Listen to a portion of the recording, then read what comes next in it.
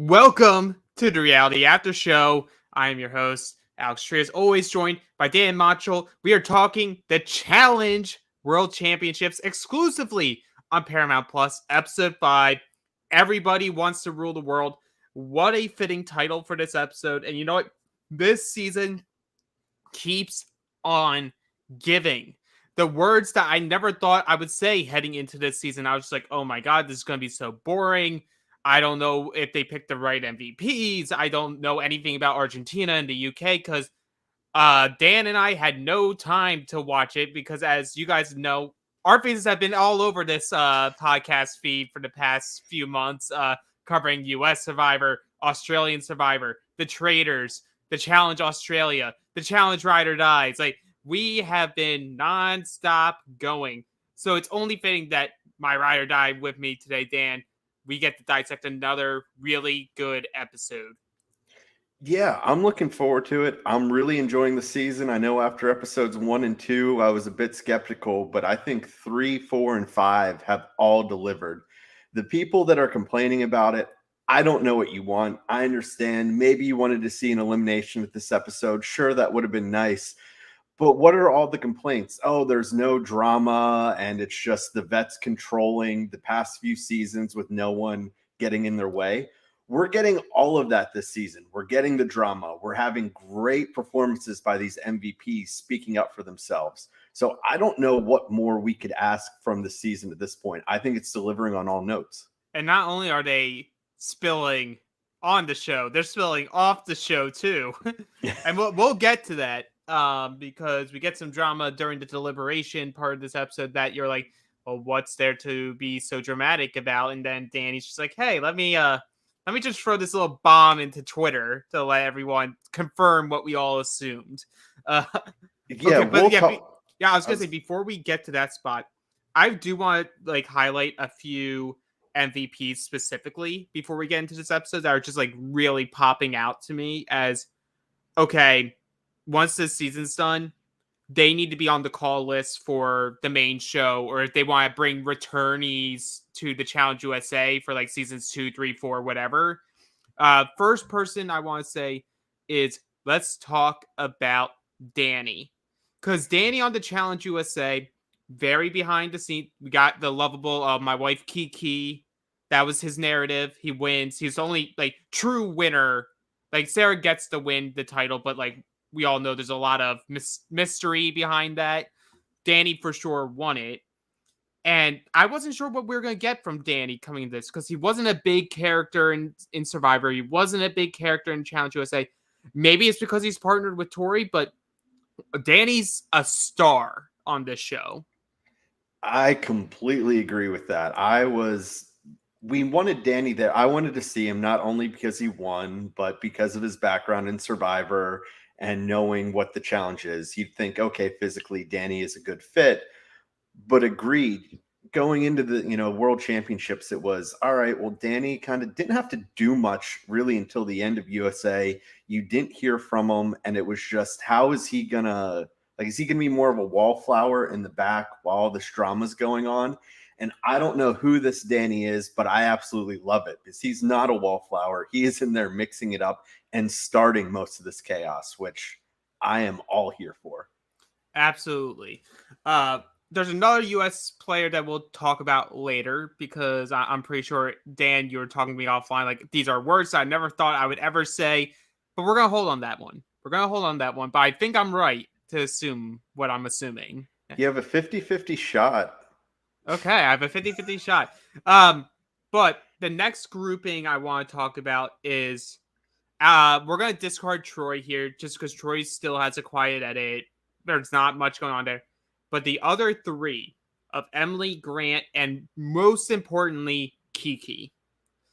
I remember we were looking at Kiki at the beginning of Australia and we're like, we like her.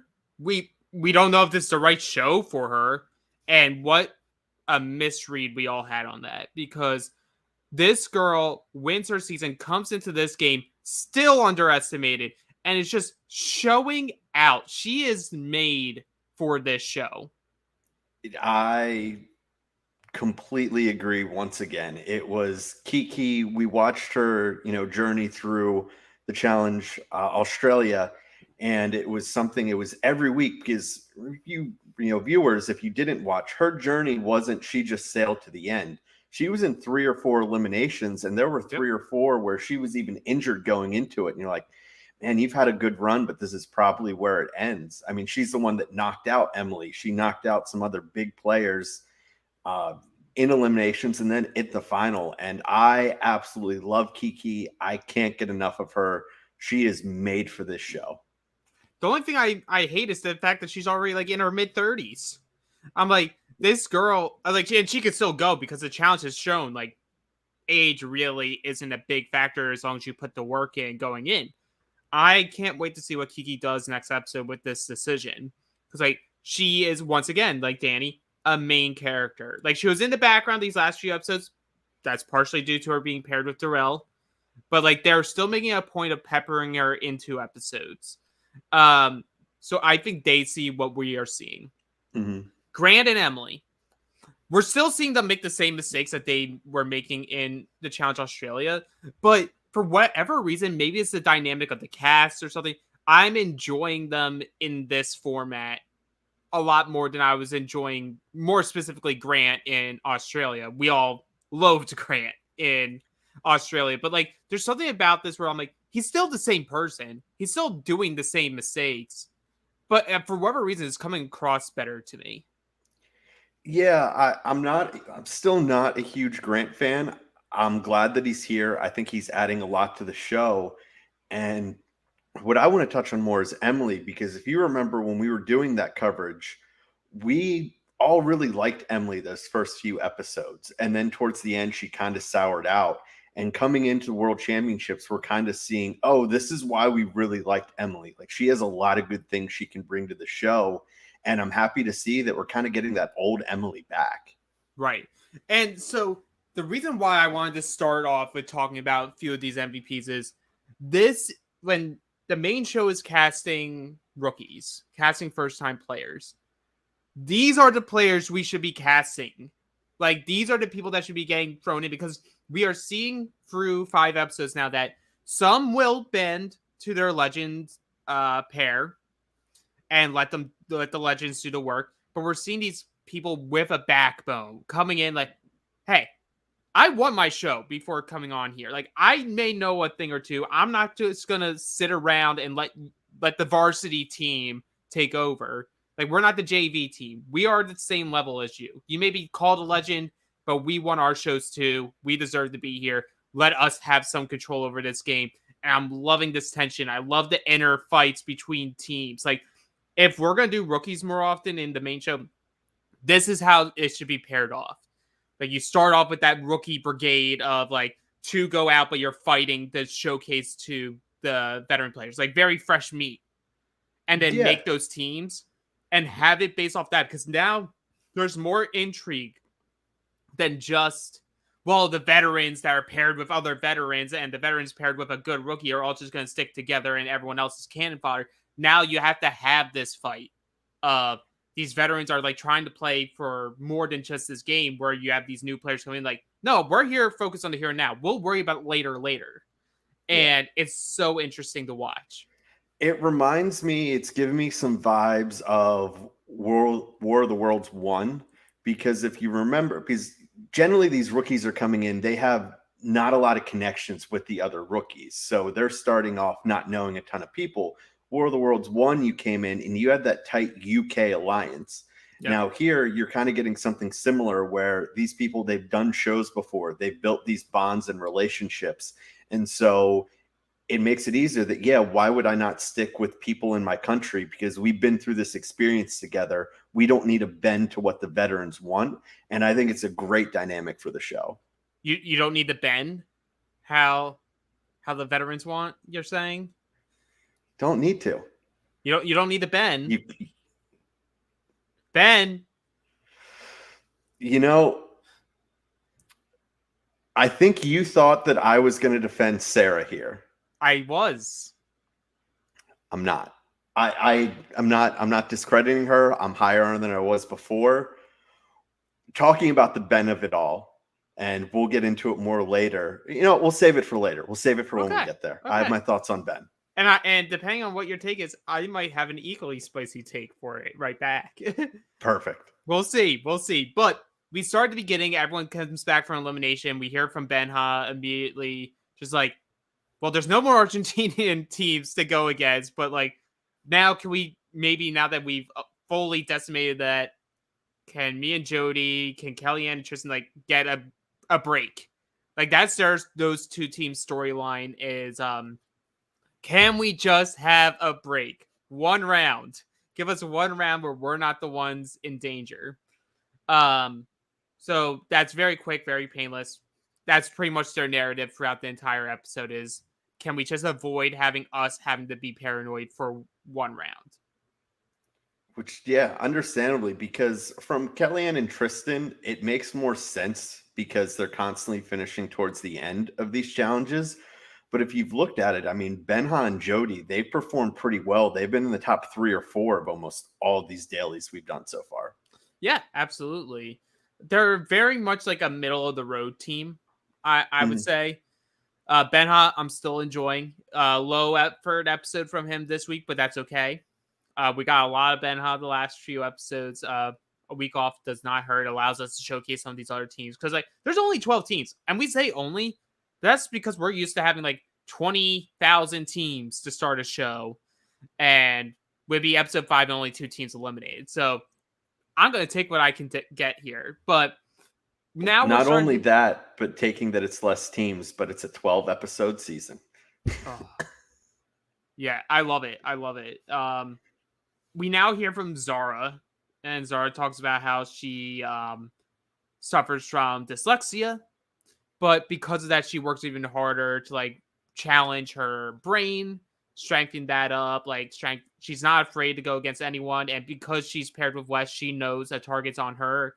So anyone who's against Wes is against her, and starting to drive that narrative because this episode obviously Wes is there in the most danger that they've been while as a pair on this show. Yeah, but is this where we see the conversation between Wes and Jordan, or is that still a little? There's one little break before that. There's a couple hits, a couple beats. One is, Darrell's here not to rep USA, not to rep the Challenge main show. He's here to rep the koalas and all the kangaroos because he loves the Aussies. How could he not love the Aussies? But as always, his key strategy is, and we hear it throughout the episode, stay under the radar. I just want to do what I can do to ensure that Kiki and I aren't in like the sniper shots, the crosshairs of anyone. Like there's teams on the bottom, there's power players that are going to go after each other. Let's just stay somewhere in that middle ground where we don't have to make enemies. Mm-hmm. Very Darrell. Oh, yeah, that's been his story pretty much ever since he's come back after his break. But it's funny because at least he has Kiki as a partner. Like if he had like a Kaz or someone as a partner, like they would be invisible. Like no storyline. They're not giving. Like he at least has Kiki, and them in confessional together is very funny to me. Yeah, because we've talked about it in past episodes that it's been more on the Benha and Jody that it's just they're not on the same page and it's not working. Whereas with Darrell and Kiki, you have 2 completely different personalities, but blended together, it actually works. It works very well.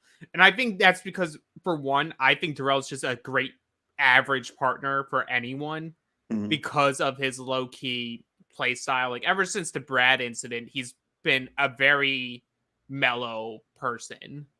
Like Agreed. He just keeps calm, keeps a cool head, doesn't let things phase him besides heights. He somehow managed this week on the on that 30-foot arm of the whatever the machine's called. I have it written down somewhere below in my notes. I was half expecting him to be tossing the rings to Kiki. Same. But it's okay because Kiki has a solid right hook. He certainly does. But she throws left. Yeah. I'm saying I can throw a right hook as well as I can throw with my left arm. It's like I love them. As long as they're on the show and they're paired together, I love this team. Love them. Next is we get more talk of the AU MVPs and the US MVPs working together. Primarily, Emily and Sarah have a very good relationship. Grant and Danny have a very good relationship. However, Emily and Grant are still a little worried about Kiki. Like, they want the Aussies to stay together, but they obviously are prioritizing themselves before the winners. And we heard from Grant, like, his only concern about Kiki is that she's a bit of an airhead, which again is people underestimating her. Like, I think Kiki's extremely sharp, and she just gets discounted because of what her career is outside the show. We do get some Australian jargon to describe her as she carries on like a pork chop. That was good. Which, to act in a foolish way. I love some jargon. It's great, and I think it talks about more of why we like Kiki. She comes off and just how she acts, her personality. You wouldn't think that she would be a beast in these challenges, but it's something she can just flip that switch, and when it's game time, she goes. Right. And she even says, like, because during this same scene with Emily and Grant, we have Kiki in confessional with Darrell, and Kiki says, I feel that 80% of the strategy talk is without me. And if all that is without me, that's because it's about me. And I think, like, again, having good senses early on in your challenge career pays off in dividends because it helps you create the right relationships and make the right calls, even though they may seem more difficult, which is why I think we get this cliffhanger heading into next week. Like, for all we know, she pulls the shot and Grant and John A are going in next week because she's just like, I just can't deal with them. I will create a new alliance. They're not for me, so they have no use for me. Yeah, because if you look at it, it's, Emily and Grant, they're really skeptical of Kiki, but Kiki didn't really do them wrong in the past show. Now, yes, she got them eliminated and got them out, but she stuck with their alliance. It wasn't like they had an alliance from the beginning and then she turned on them and went on to win. She just stuck with her people and she ended up winning the show and bested both of them. And so they have this deep-seated bitterness that they're trying to hide, that it's just like, Kiki didn't do anything wrong to you. She didn't owe you anything in the Challenge Australia. Right. Now, here's where we get the main plot point for the episode. We hear from both sides. And we'll start with the UK side of it all. We have the conversation with Wes and Jordan. And Wes and Jordan are like, well, we have these two bottom teams. What if one of them actually comes in last this cycle? We need to have a third name because I am concerned that if one of them's on the bottom, suddenly there's that open space and they could target one of us. Which I think, like, I think you could speak on it too. We covered All Stars 3, and there just seems to be this good understanding between Jordan and Wes when they're on these shows now, where they understand that they benefit each other by both being present in the game. Yeah, they understand that, if you eliminate one of them, that other team is going to be public enemy number one. And I think they're both, I won't say cocky, but confident in the fact that maybe it would benefit their game, obviously, if the other one wasn't there at the end. But I don't think either one of them is afraid of the other in a final, which means, hey, maybe if you're Wes going to the end with Jordan, who's absolutely ridiculous in finals, not going to be the easiest road, but he doesn't think that is a death sentence like so many of these other teams there are terrified to run with either of these two teams. Right. And so their plan is, of course, because it's Wes, not only specifically do they want to target Team Australia, they want to target Yes. Let's keep this narrative alive of Wes is not one-sided because Yes does his digs at Wes too, but it comes across on the show as such a one-sided rivalry. Yeah, which is really funny coming from Wes because he's the one that famously, shot down Josh, being like, "This isn't a thing. This isn't a rivalry." And now you're kind of getting a little bit of that with Yes, where if Yes is there, he just doesn't trust him, thinks he's fake and phony, and his whole doesn't believe in his personality. And so I just think as long as you have the two of them on the show, I'm expecting that to be a storyline at some point down the road. Because, like, if you look at the other teams for Team Australia, like, they see Kiki as the Rift. Like, they're not going to target Kiki and Darrell. I think they don't view Amber and Troy as a threat. Mhm. So, no reason to rock the boat there. You're not really making waves by going after them. But if you want to take out a stronger team, Yes and Emily are a good team. Grant and John A are a good team, but I'm curious if more so because of that relationship or lack of a relationship with Yes, that he's prioritizing John A, who he just happened to co-win an All-Star season with. Yeah, and if you Very followed them on recently. social media, you've seen that they've, done some things over the Right. past few months together. So it makes more sense for him. Let's go after Yes and Emily, where I have no connection with, where at least on the other side, Wes would feel, hey, I have a somewhat decent relationship with John A. And we know Jordan does too, where there's nothing with Yes. So it makes a lot of sense from their point of view. Right. And then you can also do the argument of Wes like trying to play this chess game of Yes and Emily are a strong team who haven't won yet. John Mhm. A and Grant are a strong team who have won. And because of our relationship with John A, we should feel semi-protected. Whether or not that's true, we don't know because we see what the plan was supposed to be this episode. Mhm. So let's move that way because we briefly touch on Bananas talking about how there is a concern within the U.S. ranks about his and Tori's relationships with the other veterans, specifically Wes and Jordan. Bananas with Wes and with Jordan, and then Tori more so with Jordan than with Wes. Because apparently, as we know later in the episode, if you have ever been engaged with someone, you can no longer target them on camera. I'll give Jordan this credit. There's a lot of people that you'd think if you dated him, afterwards, you'd think, screw that guy. He's a dick or whatever.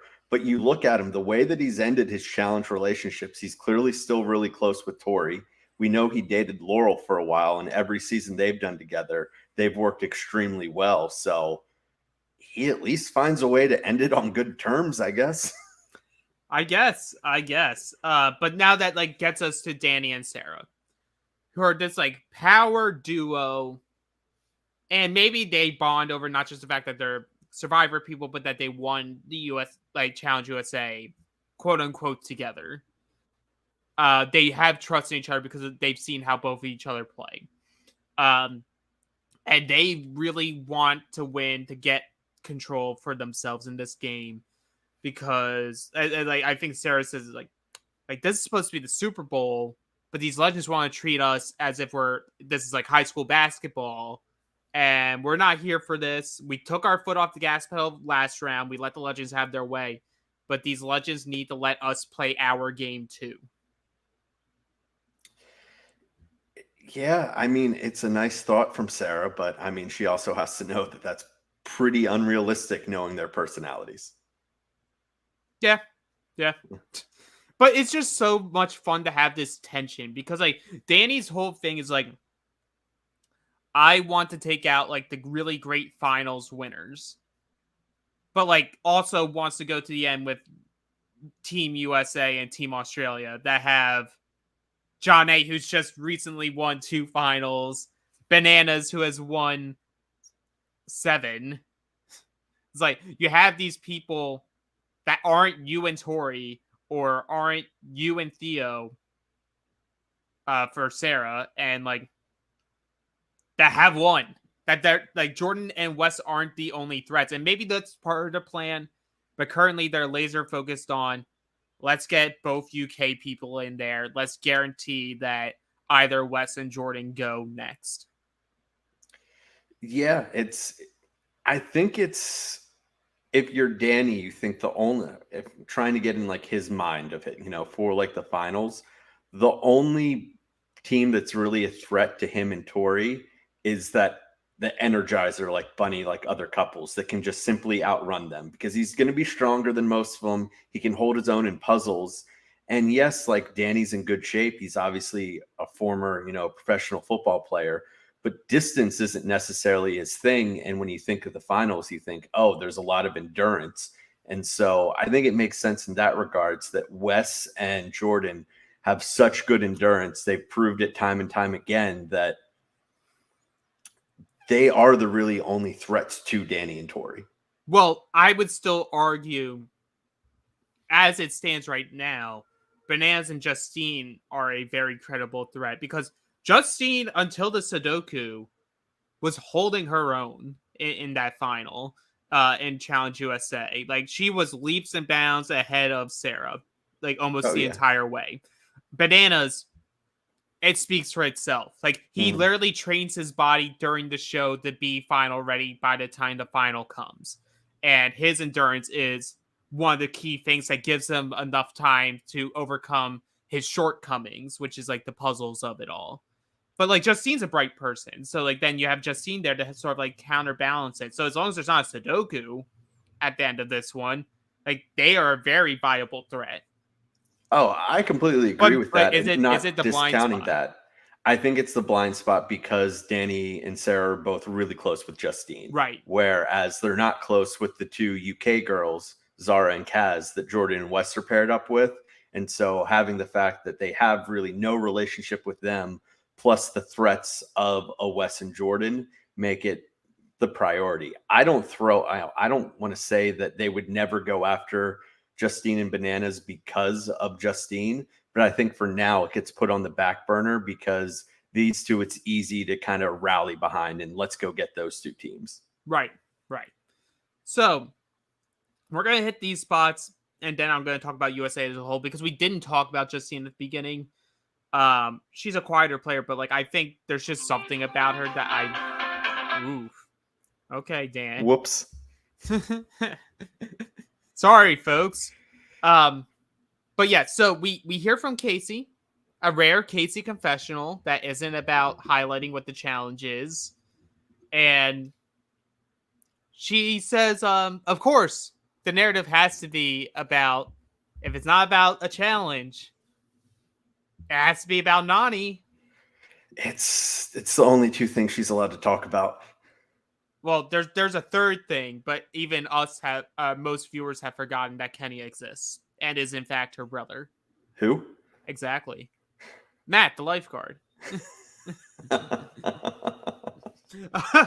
No, but like, so Casey's talking about like now, like, they've been going out with Nani for a pretty long time now, and they're very much like looking towards their future and like wanting to create a family. So now this money that you can win in these challenges have more meaning because this can help with potentially adopting a kid or having a surrogate because, as she says, kids are hella expensive. Yeah. Especially if you have to go that route. You're paying you're paying a lot of money just to be able to be in the position to have a kid, plus all the costs that kids are. Oh, did you follow the challenge Instagram account these past few days? This one I don't know if I saw.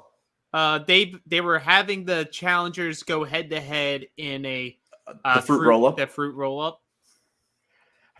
Casey, man with her tongue. Okay, Casey on social media is hilarious because she's like dying at the comments of her versus Theo because all the comments are, well, no wonder Nani stays with Casey because people go check it out.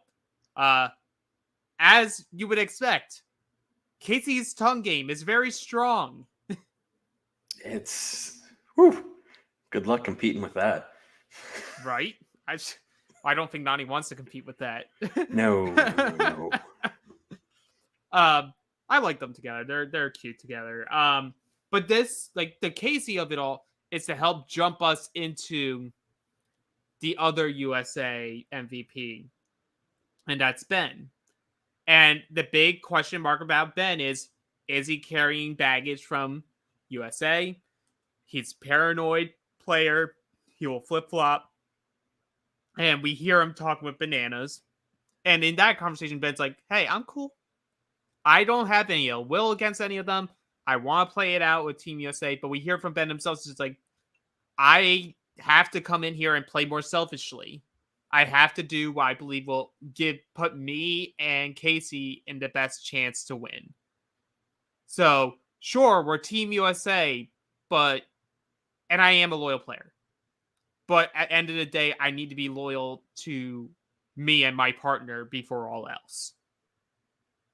Yeah, and this is where I'll defend Ben a little bit. It goes more to the decision that he makes at, when they're voting. But if you're looking at it, he gets labeled paranoid and a lot of, snake bad things from Sarah and Danny post the challenge, and then even a little spilling into social media.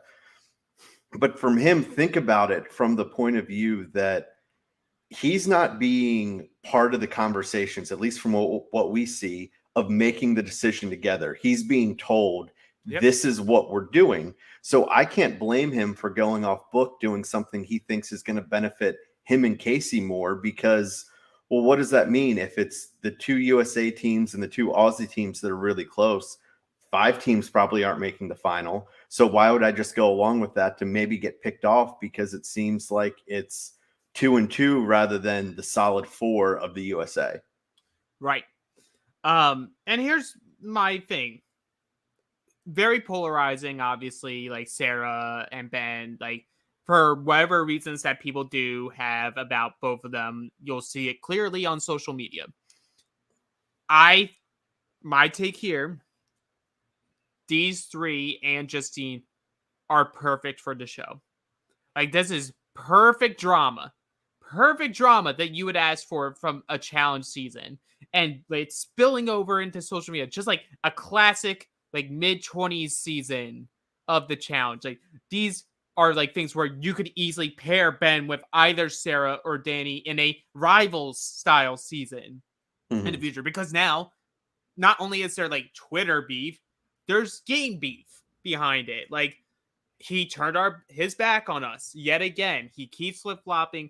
I'm against you, Ben. Like, I want you gone. You and your stupid cowboy hat, as Grant says. Like, you're creating television. And we are, as people that have the podcast about the show and view this show, I love good drama. And this is good drama.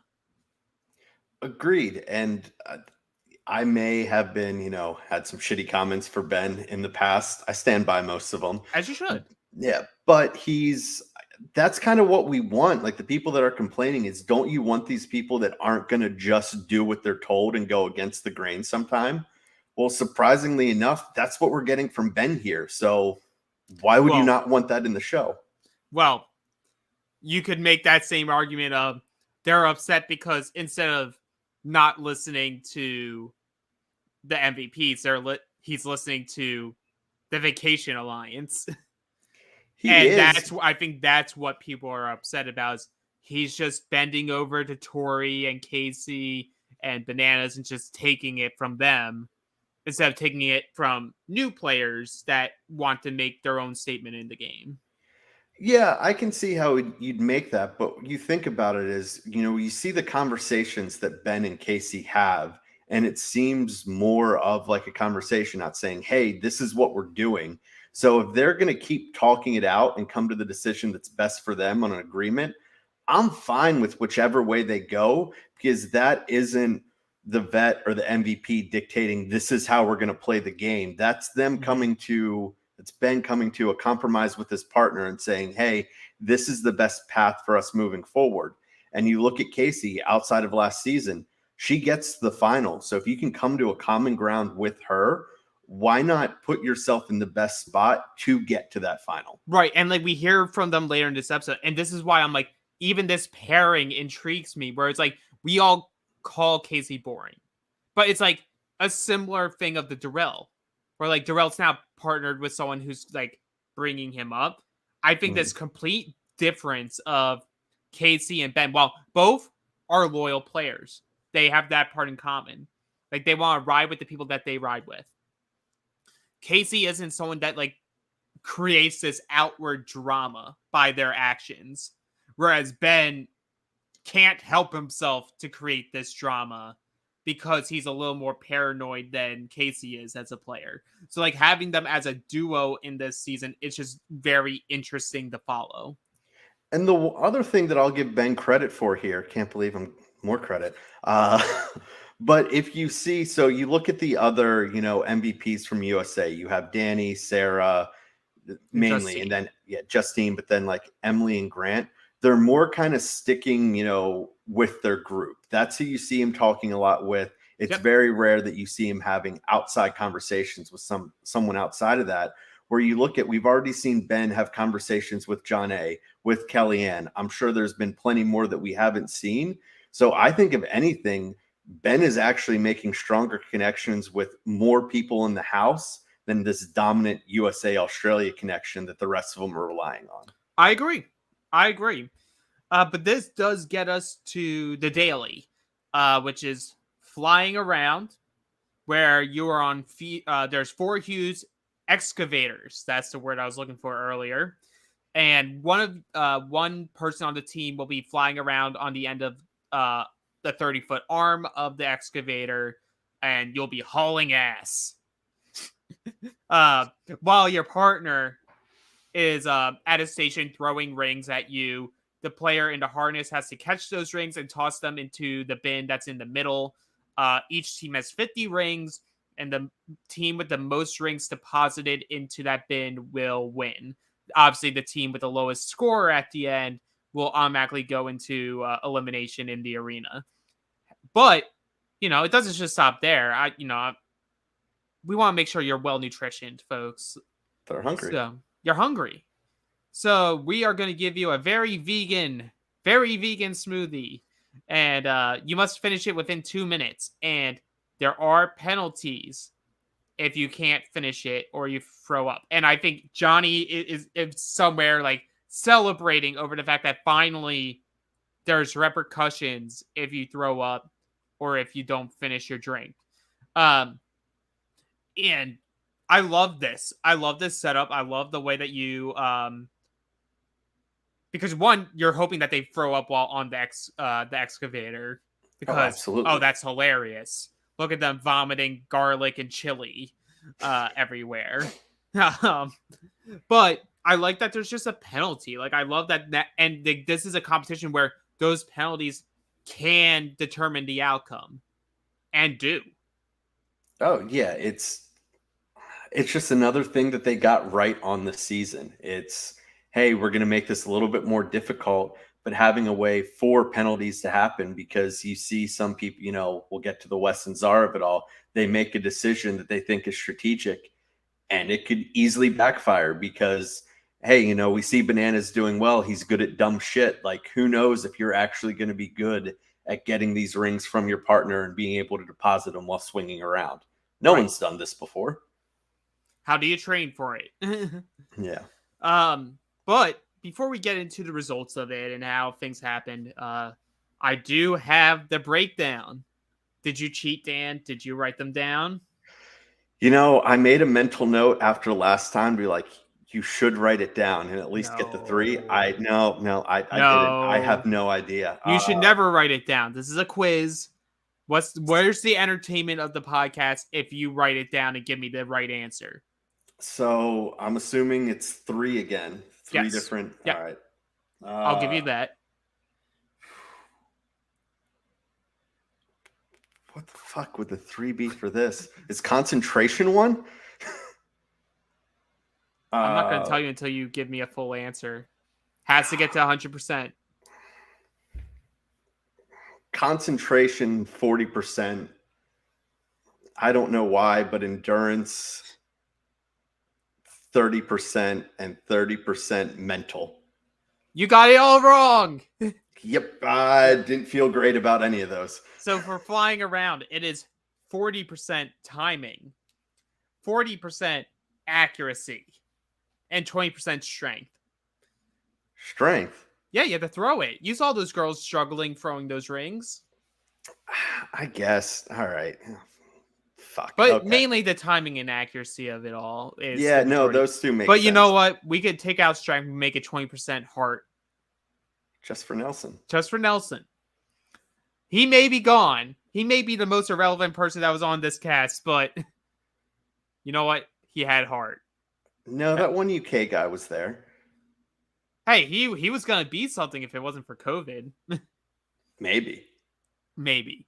Okay, so Heat 1, we have Wes and Zara, Grant and John A, Bananas and Justine, Tristan and Kellyanne.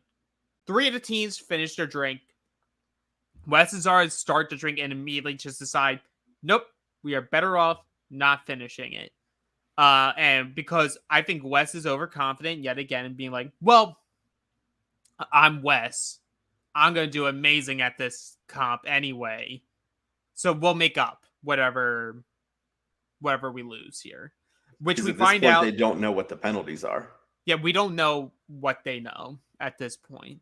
But they get a 5-point deduction because they do not finish their smoothie. So I'm going to just like breeze through this. Everyone sort of clowns on Wes and Zara because they do not do well. They only make 2 rings, so they have negative 3 points. Grant, John A, Tristan, and Kellyanne both get 3 points. Bananas and Justine get 14. So like you're already immediately just being like, oh, they're winning. Like, oh man, they're going to really get to have a power play with them up in the leader position. I thought they were going to win. Same. Well, more importantly, I thought a different team was going to lose, and we saw nothing of them while they were doing their heat, but they must have made a hell of a lot of rings in order to not come in last. But we'll get there. Heat 2, very inconsequential. Sarah and Theo, Yes and Emily, Ben and Casey, Ben, Ha, and Jody. All 4 teams are just like, just finish the drink. Even if you puke, but you finish the drink, you're still going to be ahead of Wes and Zara. So, like, the only team that gets behind based off that is Theo and Sarah do puke while drinking. So they get a 2-point deduction. And I like this breakdown of it need to be a harder penalty to just not finish the drink entirely than just puking, but finishing. Because at least, like, that's the classic classic challenge where, like, people puke, but, like, okay, we'll give you a 2-point because you at least attempted to drink it all. Yeah, and I mean, that seems like classic TJ as well, or whatever, is quitter versus, well, you sucked, but, you know, at least you tried. Yeah. But even with that, Sarah and Theo tie with Yes and Emily for the lead of this heat. Both get 8 points overall, which means Theo and Sarah made 10 rings, which great on them. Ben and Casey do not do well. They only get 2. Casey was swinging, not Ben. I expected that, though. Casey always wants to be in that more interesting part of the challenge. Well, I was glad to see it because from I forget which challenge it was, the Ride or Dies, where you saw it was the males doing like the harder portion. Right. And we were like, why is Kenny doing it and not Casey? So I was glad to see that it was, all right, let's Casey's probably her best chance at it. Let's throw her up there. Right. And then Ben, Ha, and Jody, very respectable, 5 points. So this gets us to the final heat, where like we do hear that this is where Kiki talks about having a great right hook because all these other girls can't throw for shit. But she is left-handed. So heat 3 is Kiki and Darrell, Jordan and Kaz, Troy and Amber, Tori and Danny. And Jordan and Kaz have the pressure of we need to win because if we do not, and Wes does come in last, we are very likely going in and one of these 2 teams is going to go home. We do not get the scores of this heat, but we see Amber and Troy, or more so Amber, really struggles. Not only does she not finish the drink, she also pukes. So they start with a -7 gap. She hasn't been feeling well lately. I wonder what that could be from. Yes, and I'm like, once again, guys, she's pregnant. Not yet knowing, because, you know, the challenge is great about that. I'm not going to go on my soapbox for that because we're already 44 minutes in and we need to do our ad read. But she's sick. You know what? We'll pause during this challenge. If you don't want to get your special partner sick, you want to be properly groomed downstairs. And here at Reality After Show, we got Manscaped to help with that. We'll be right back.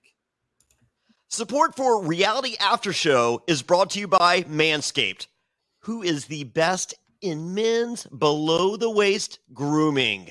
Their products are precision-engineered tools for your family jewels. Manscaped's Performance Package, the ultimate men's hygiene bundle. Join over 6 million men worldwide who trust Manscaped with this exclusive offer for you. That's right, 20% off and free worldwide shipping with the code SURVIVOR at manscaped.com. If my math's correct, that's about 12 million balls. The Performance Package 4.0 has arrived, and oh man, is it a game changer.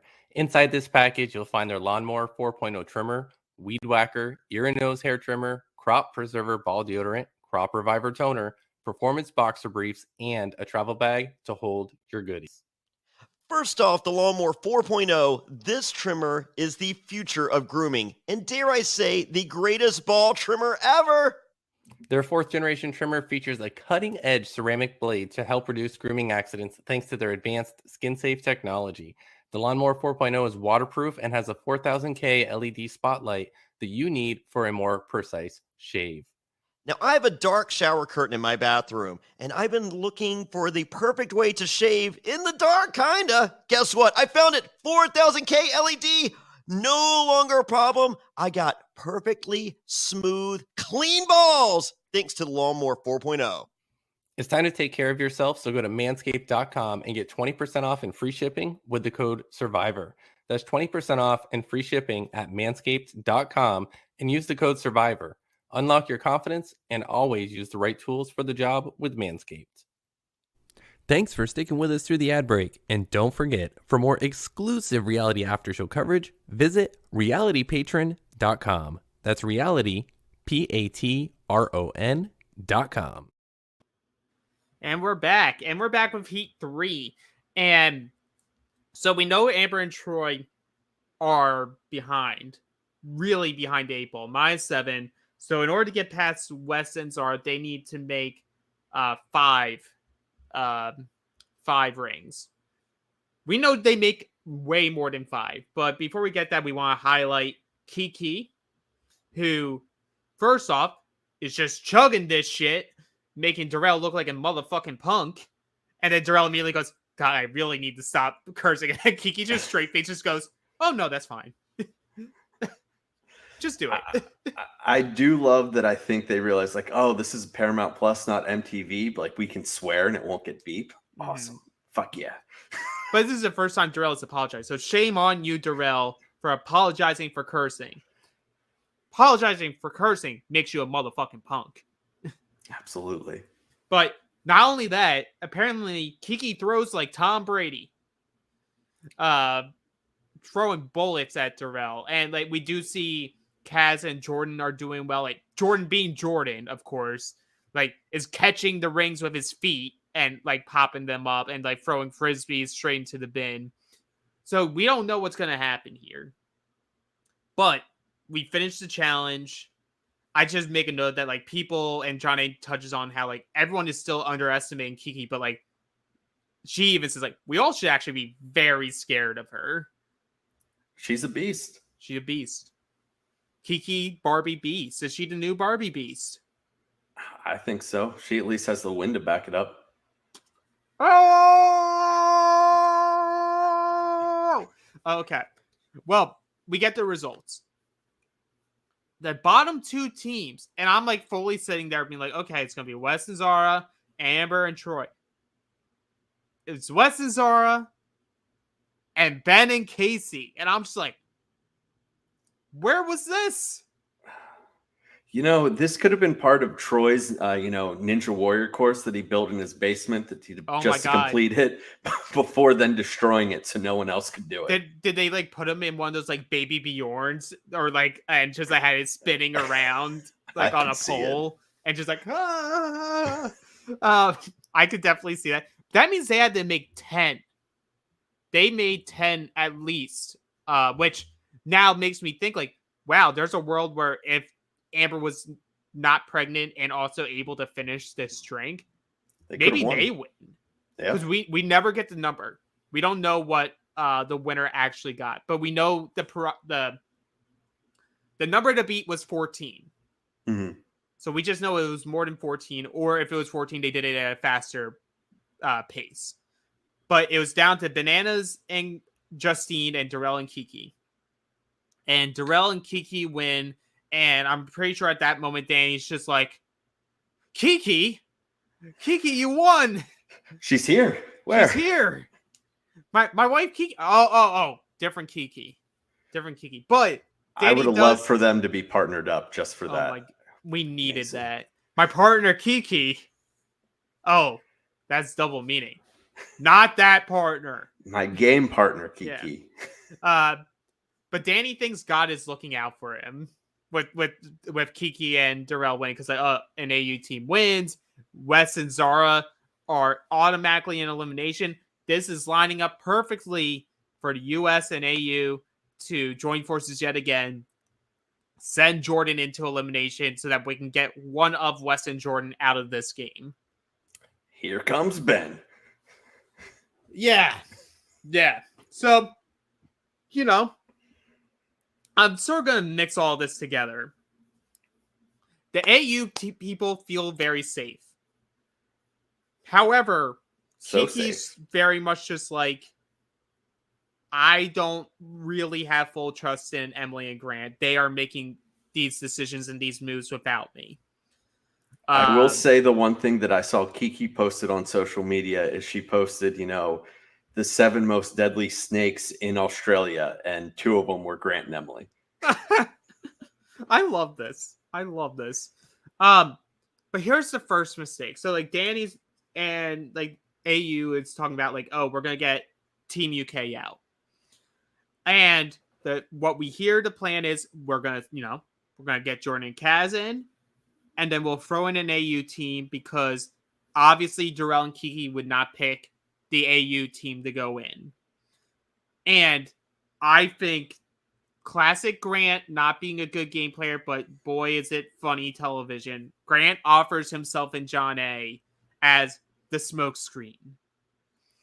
Yeah, it's, for Survivor fans, the equivalent of being like, we need to throw out a decoy vote. It's like, yeah, you can throw out my name. They probably don't have an idol. No worries. You can't. Never offer yourself up. No, Never. There were so many better options out there. If you're that close and you think that Kiki and Darrell will vote however you want, what does it matter who the 2 teams are?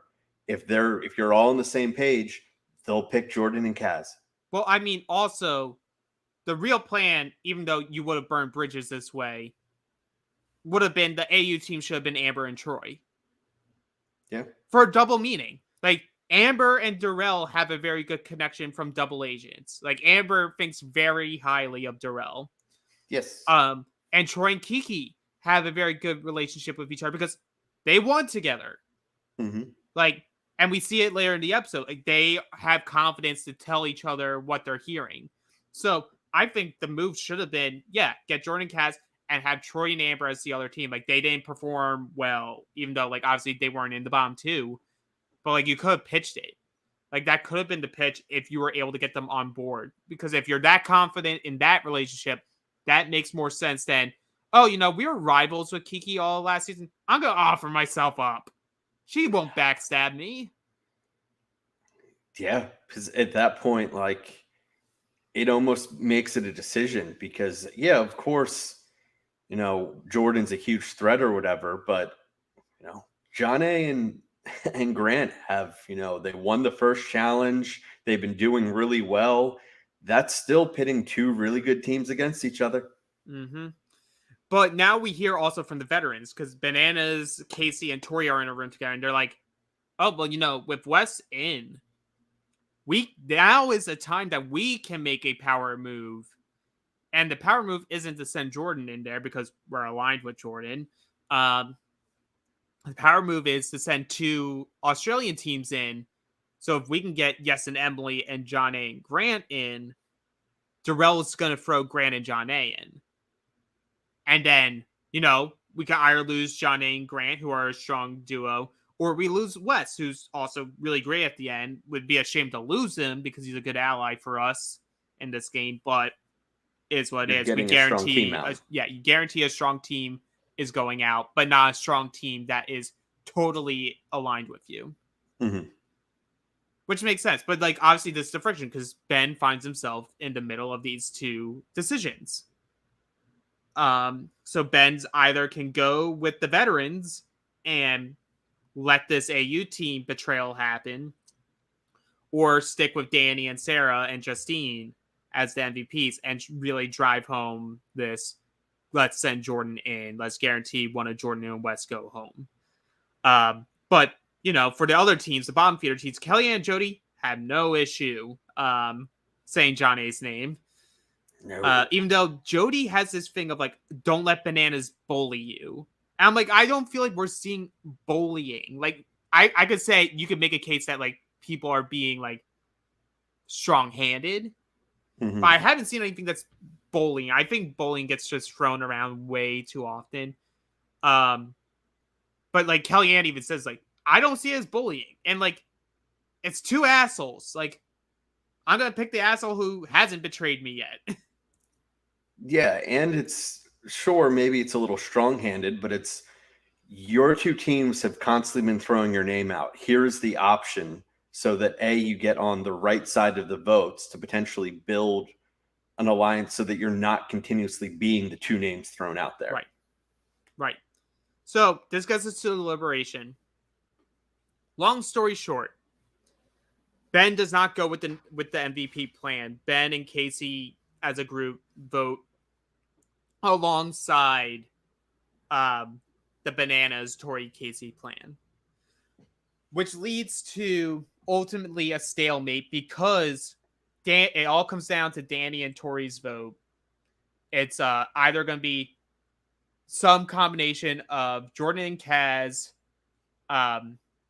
Yes and Emily, Grant and John A.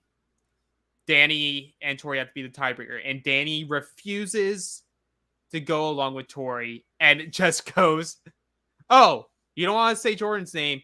I'm a man of my word. So if you're going to be on your high horse and say, I'm not allowed to ever throw your ex-fiance in. Okay. Kellyanne and Tristan, Jody and Benha. That's our pick. And I love petty Danny. It's great. And if you're watching these episodes, you know, maybe not check it until you watch the episode, but after the fact, go and check Danny on Twitter. He's absolutely phenomenal.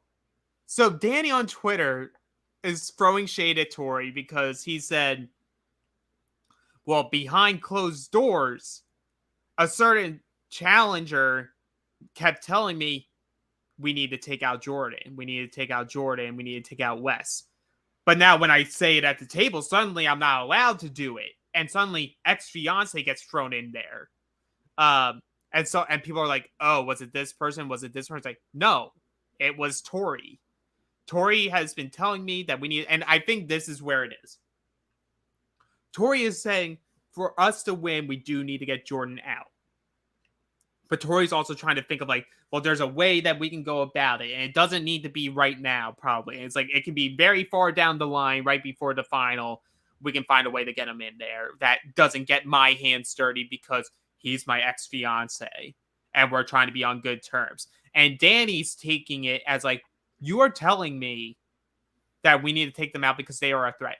Why in the hell would I wait where we can miss the shot when I can take it right now? Give us a guarantee. I think it's a little bit of a continuation from Tori or Ride or Dies because, you know, looking back at that season, it was Devin who was proposed as being the double agent that was making all the, you know, wheeling and dealing, making these deals with all the teams. And it was kind of left out of the storyline that, oh, like this is Devin. Tori didn't really know. When we know now that Tori knew this entire time, it was just her way of trying to keep her hands clean from all of it. And the lesson here, folks, is it's very hard to play a game perfectly where you can't get blood on your hands. Sometimes it has to get messy. And you have to deal with an angry Jordan if you have to throw him in. But you can't be playing for future seasons in a format like this. Like, I get it. You're a new face of the challenge. You want to maintain that spot, and when you want to maintain that spot, you have to play a safer game. Yeah. Think about us, the fans. Think about us, the viewers. We want entertainment. Be a Ben who just becomes a coward and goes with the veterans, but he's betraying people along the way by doing that, so it's still spicy. And we touched on it last week that it's what I'm rooting for, because while Jordan is my winner pick, I think he has the best odds as long as he's there. I love bottom Jordan, who plays incredibly erratic and is either going to, tell everyone to fuck off and take his way to the end, or is going to go out in a glorious flame of smoke. I can't believe that you just called Jordan your bottom. Well, I have Simon on the brain. I have chronic bottomness. It's severe bottomness. I get it. But so we leave this in a stalemate between all those teams, and no decision is made. I love Wes coming down to like, I want to know who was in charge of the politics this round that made it fucked up this bad. He's just like having fun with it. He's like, okay, well, we'll see what the tiebreaker is. I'm in regardless. But everyone leaves this pissed off. The veterans are pissed off because they didn't get their way. The MVPs are pissed off because the veterans didn't do what they wanted to do this round. They're pissed off at Ben because Ben flipped on them. Kiki's pissed at Grant and Emily. Like, everyone's pissed. Everyone's pissed off at each other. This is also, more importantly, where, while Kiki's venting about this with Darrell, Troy comes in, and Troy spills about how Emily was a big part of the plan at the beginning of the game that got Kiki as a nominee to potentially be in that elimination. So now Kiki's like, yeah, no, that bridge is burned. I'm not working with Emily and Grant. And Darrell's just constantly trying to be like, let's have a calm head about this. I get that 100%, but let's make the move that's best for us. And he's not saying no to this plan, but he's just let's think calmly here. What is the direct path where we make this decision and we're able to then be in the out front and then pull back in? Come on, Kiki, let the chaos roll. Well, we get to the arena. And obviously, Wes and Zara are in. But TJ's lecturing them. It's like, well, since you failed the democratic process to pick two teams, here is the stalemate rule, and the winners decide.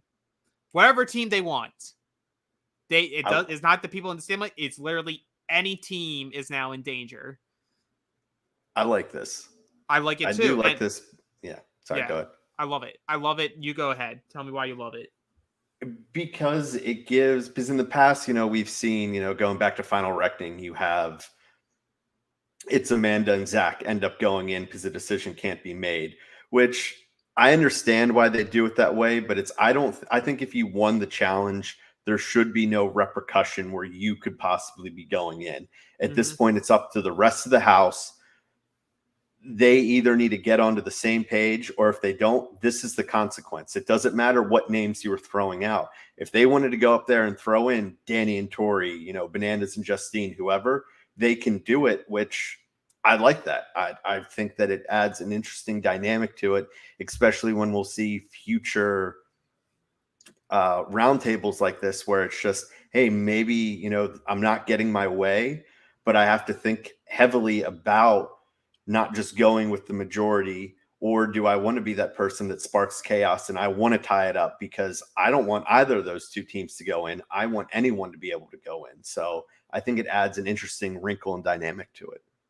I love it. Yeah, and that's where we leave the episode. Kiki and Darrell are going to make a decision. Darrell's just like, it's on y'all motherfuckers that you couldn't make a decision. So now you're forcing us to say a name. You can't be butthurt over us saying a name. So the name is to be continued. And you know what? People are going to be mad. I'm usually the first person to be mad when we get a to be continued, not get a complete episode. But I think this episode was so juicy, full of content. It makes all the sense in the world to give us that cliffhanger into the next episode. So we will see what happens. My prediction is we see Grand Johnny get thrown in. That's who I think it's going to be as well. And I'm generally right there with you, I want every episode to end with an elimination. I think, it's a nice storybook for that episode. But for this, I'm for it. All the drama, all the chaos that we got, because you think the alternative is, well, we can have all of it, but we're cutting out 10 minutes of this drama and everything going on just to see the elimination. So I'd rather them speed it up. And even if it's the next episode, they do a quick elimination, you can still fit in an entire episode in 40 minutes. It's possible to do. Absolutely. Especially when you have one if it's more straightforward. It's an easy story to tell. I think everything that we got this episode was important for the overall story that this season's going to become. Yep, and keep following along with us as we're going to maintain our Friday schedule, even though we are now done our AU Survivor Heroes vs. Villains coverage. If you didn't check that out, go listen to it last night. It was a very fun time talking about the winner, the overall sense of the season. Chrissy is fantastic as always. We have Johnny there, Wayne there. It's a full house, a great time. Also, every Wednesday following the show, you'll get Matt Bischoff, myself, and some combination of Dan, Johnny, Wayne talking about U.S. Survivor Season 44. And the best way to support us is to become a patron at realitypatron.com, where you get more bonus content, more podcasts, especially the weekly Q&A podcast, which is our favorite podcast of the week, as well as links for international seasons as international seasons are airing live. And, be a patron for a month. If you don't like it, Johnny will give you your money back. We do not keep hostages there. And for Season 44, April TBD, but for May, we do still have some dates for Johnny and the Queen, Sandra Diaz-Twine, doing their watch parties for Season 44. So go to survivortix.com. That's survivortix.com for all of those dates and tickets. You definitely want to go. They have been a blast all season long. Johnny and the Queen know how to throw a great party. Don't want to miss out on it. Yeah, that's going to do it for us. One thing I want to touch on is if you have been following along with us on Australian Survivor coverage, I'm sure you've fallen in love with Chrissy like the rest of us, how great she is. A little sneak behind the curtain. I think at some point she's going to be jumping on with Alex and I to discuss a challenge episode. Doesn't know shit about the show or any of these people, but just to get her takes rapid fire off the bat. We'll keep you posted when that's going to be. That is sure to be a can't miss episode. As Alex said, we will be back next week. If you're watching on YouTube, make sure to like and subscribe. That way you get notified whenever you go live. And if you're listening to the audio version, wherever you get your podcast, make sure to like and review us 5 stars. It helps us out a ton. We appreciate all the feedback and all the listens and viewers we've gotten this year. It's been great, and this season is only heating up. Until next time, Alex and I will see you next week. And for more bonus content, go to realitypatron.com. That's right, become a patron now. Get additional coverage of all your favorite shows, the weekly Q&A, and you become a member of the secret, exclusive Facebook group. That's realitypatron.com.